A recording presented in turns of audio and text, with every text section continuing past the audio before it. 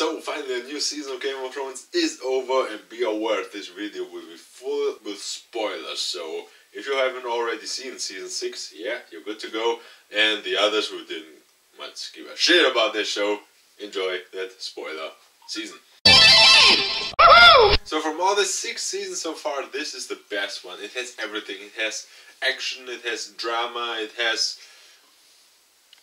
yeah, these two kinds of Game of Thrones seasons always have action and drama. Speaking of drama, he's alive! Jon is alive! He's not dead. After seeing the final of season 5, I thought, no, that's it for me. Sure is that, no more.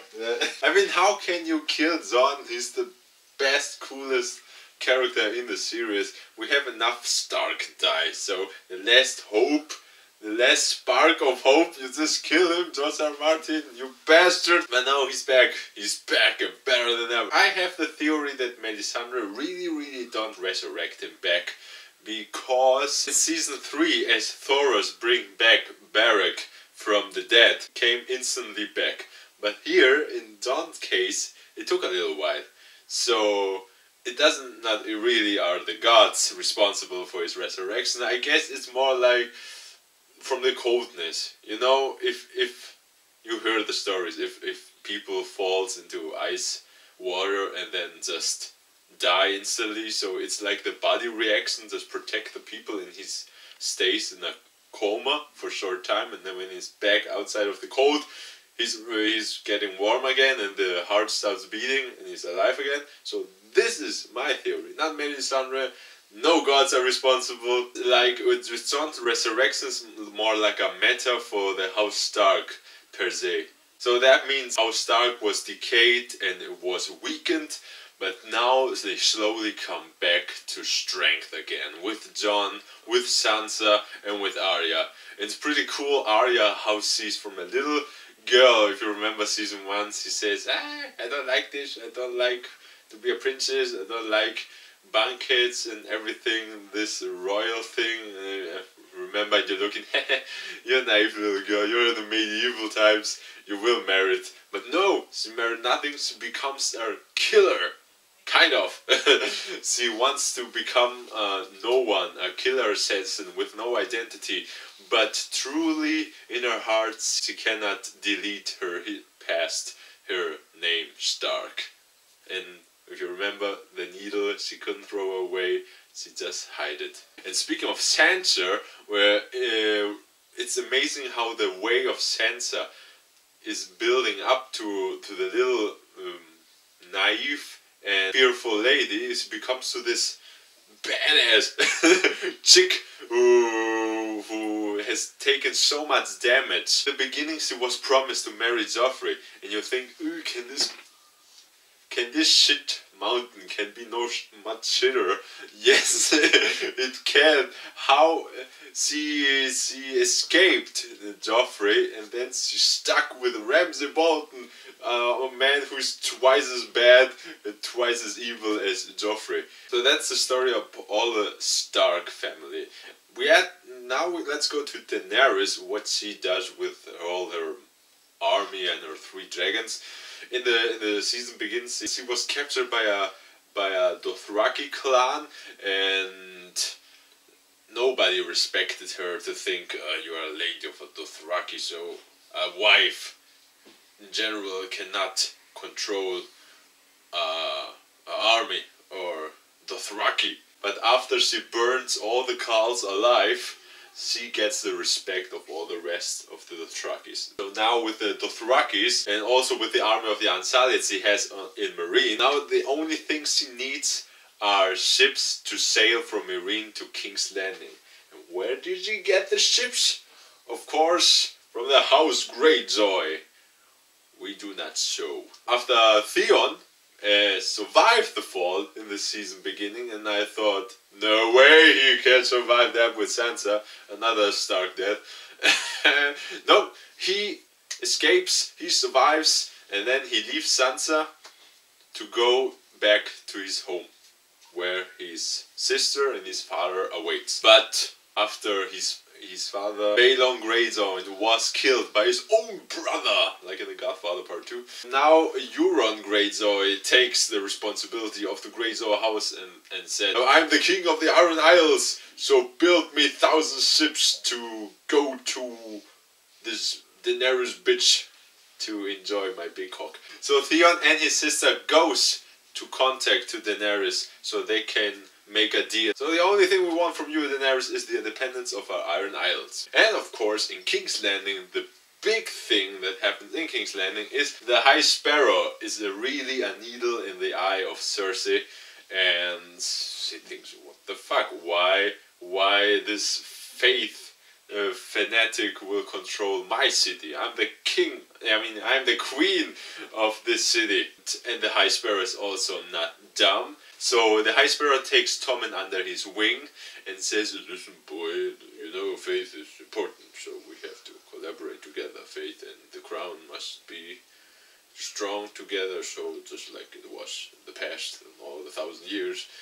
And Tommen, okay. But then in her raids, she takes Tommen to her side, and he really don't know what's happening. And then she blows everyone in 1,000 pieces with wildfire. The High Sparrow, the Tyrells, even her own uncle was in that crowd. So every enemy from her is gone, vaporized in infinity. And now Cersei becomes the new successor. Now with no children alive from Cersei, she's going raids, because that was the only one thing in this world she can stop. You know, that mother feeling. The only human side she has. And now with that power, no children, even Jaime, her own brother, has some doubts to her and cannot really trust. Because the last scene, Cersei and Jaime has eye contact and Jaime just looked at her, just like say, what the fuck did you do? Or you can't believe I fuck you. I go to Brienne, makes news to. And the cool thing about this season, it was like a reunion, you know, with all the characters we haven't seen a while.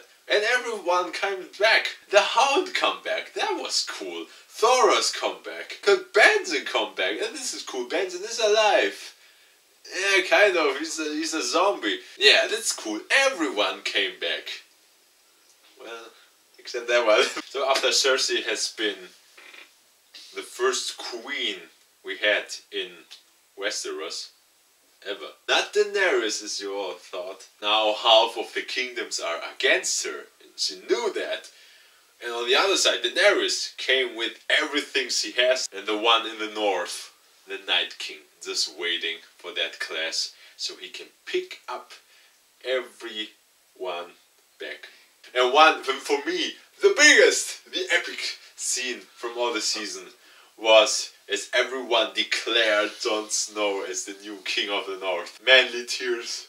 I mean, that was not a tragic scene. It was so much with hope and passion and honor from all the other houses to Jon Snow. And can we give him the name Stark? He's a Stark. We saw that. He is the son of Lyanna Stark. And he's really not a bastard.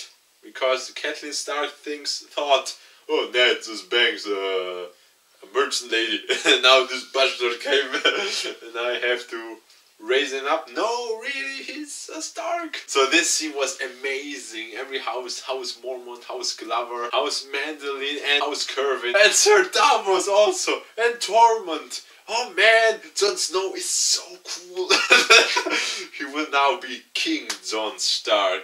And his right hands will be Sir Davos and Tormund. Oh man, can you imagine? You have now the strategically Mortal Kombat of knights and of wildlings. Two mixes that are deadly. Come on, you zombies.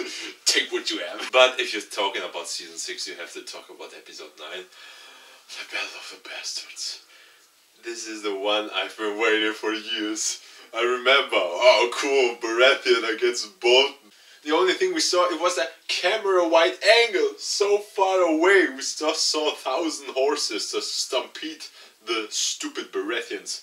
and the only thing we saw was Stannis fight against two soldiers, bloody soldiers, pagans, in the forest, and then came Brienne and killed him. But now, on the Battle of the Bastards, it was amazing. All the budget they had put it on that episode. It was amazing, and in general, all the episode was amazing. I mean, the beginning with Daenerys and killing all the masters with the dragons, and the ships were destroyed, and Grey Worm just made fatality move on the two masters. That was awesome. Oh, I was so sat there. Oh, mouth open, man. This is epic. Can we epicness is epic? Can we get more epic? And then begin Jon Snow against Ramsay Bolton. The Bastard Balls just begin, and I thought, oh cool, now battle speeds from Jon. No, we had no battle speeds because you fucking Ramsay take a little Rickon and just run to your brother. Sooner you get, the faster you see your brother. And oh man, Rickon, are you so stupid? Nobody teaches you how to run. You don't run in a straight line. You run zigzag. Have you not seen Apocalypto? But no, Rickon dead. And the funny thing is, for me, after I saw Rickon died, I was not so sad. I thought, okay, he's dying. Can we start the battle now? I mean, we just saw him 2 seasons earlier. The last time we saw him was season 3, and he speaks also in that episode. So there was really no attachment to Rickon. I nearly forget him in season 5. Okay. Jon is enraged, storms, charges against Ramsay, and this stupid pussy Ramsay just sent his archers, and a rain of arrows just kills the horse of Jon, and then they charge up. He's such a pussy, Ramsay. And this epic scene, oh man, I can't stop watching this scene. And the cinematography is perfect on that shot. Jon facing, and he knows death's awaiting me again. So he puts out his sword. And he stands there and look at the theme, and you see the riders charging Jon, and Jon facing, oh man, biting my nails to the bone. It was so epic. And then the clash. The horses from Ramsay, the horses from Jon collapse, and then this in the zone how Jon kills all the newbie soldiers. That was amazing. And what I really loved in that episode is we had hope. Yeah, hope is a word that is unusual in that series. Jon nearly drowned into a sea of humans, nearly was stampeded from own man or enemy. You couldn't you couldn't say which one is who. And it takes out just like again a matter reborn again. We had nearly 2 near Jon dies in that scene. I mean, he's familiar now with death, so it's not scary.